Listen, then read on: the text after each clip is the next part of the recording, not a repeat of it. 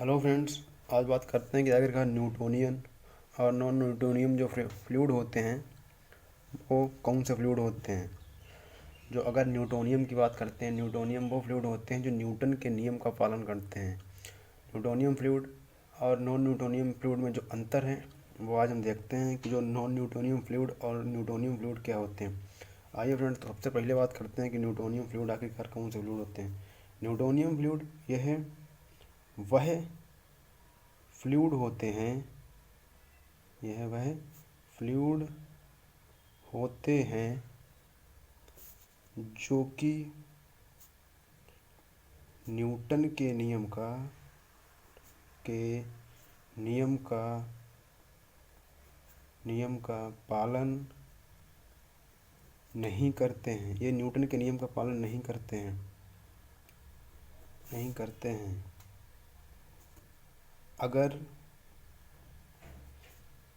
अगर हम फ्लूइड को लेते हैं फ्लूइड को फ्लूइड को लेते हैं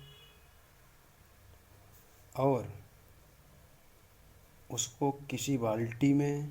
उसको किसी भी बाल्टी में या जग में रोटेट कराते हैं या उसे हिलाते हैं, खूब तेज रोटेट कराते हैं तो वह जो उसके अंदर फ्लूइड भरा है उसके अंदर फ्लूइड भरा हुआ है तो उसमें उसमें चेंजिंग हो जाती है उसमें चेंजिंग हो जाती है हो जाती है तो ऐसे जो फ्लूइड होते हैं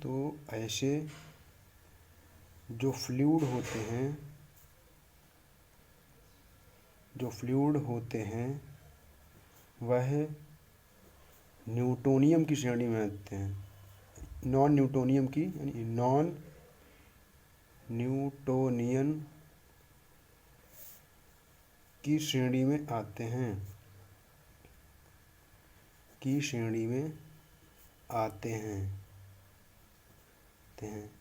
अगर इसके एग्जाम्पल की बात करें तो सबसे बढ़िया इनका जो एग्जाम्पल होता है, जैसे आपने घर में देखा होगा ब्रश और मंजन हो गया। जैसे मान लो ब्रश और मंजन हो गया। ब्रश और मंजन ब्रश मंजन में क्या होता है, अगर हम बार बार उसमें रोटेट टच कराते हैं तो उसके जो गाढ़ापन में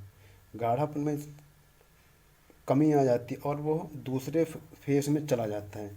तो ऐसे जो होते हैं उन्हें क्या कहते हैं, न्यूटोनियम ब्रश कहते हैं। जैसे मान लो आपका मट्ठा हो गया, अगर उसे हिलाते हैं तो वो दूसरे दिन चेंजिंग हो जाती है। तो ऐसे जैसे मान और पेंट हो गया, बहुत सी ऐसी मतलब चीज़ें होती हैं जो कि रोटेट कराने पे जिनमें चेंजिंग हो जाती है। तो वो ऐसे जो होते हैं वो न्यूटोनियम कहलाते हैं, नॉन न्यूटोनियम कहलाते हैं, सॉरी। तो अब बात करते हैं न्यूटोनियम की। न्यूटोनियम बात करते हैं कि आखिरकार न्यूटोनियम क्या होता है। न्यूटोनियम वे होते हैं जो न्यूटन के नियम का पालन करते हैं अच्छी तरीके से। वह यह वह फ्लूइड होते हैं जो कि न्यूटन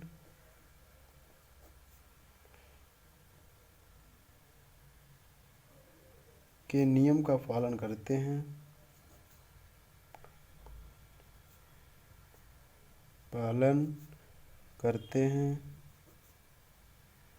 तो वह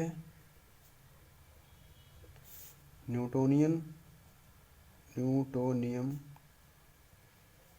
फ्लूइड कहलाते हैं।